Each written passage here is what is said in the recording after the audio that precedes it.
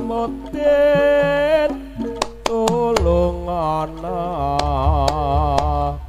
ati kula boten srontok ampun ditinggal lunga Mbah Mudin aku ra kuat ati niki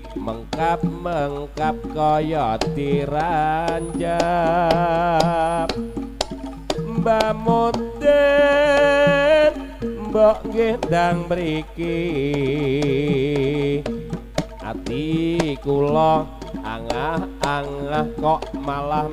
bubrah Mbah Mudin ndang temokno ati niki pun deg-degan ora karuan pun sesasi Mbah Mudin kula ngenteni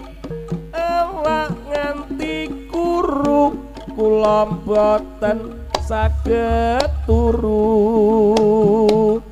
pun sawulan Mbah Mudin kula tirakat boten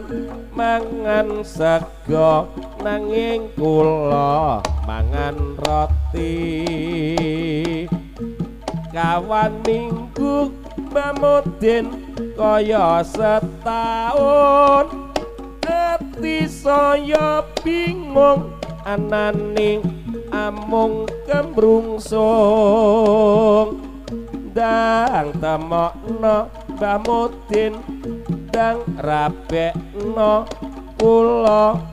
boten kiyat rasane nikmating donya Mbah Mudin tulung ana hati kula boten sranta ampun ditinggal lunga Mbah Mudin aku ra kuat hati niki mengkap kaya diranjep Mbah Mudin mbok ndang mriki ati kula ambak kok malah bubrah Mbah Mudin ndang temokno ati kula pun deg-degan ora karuan pun sesasi Mbah Mudin kula ngenteni awak lagi karo kula boten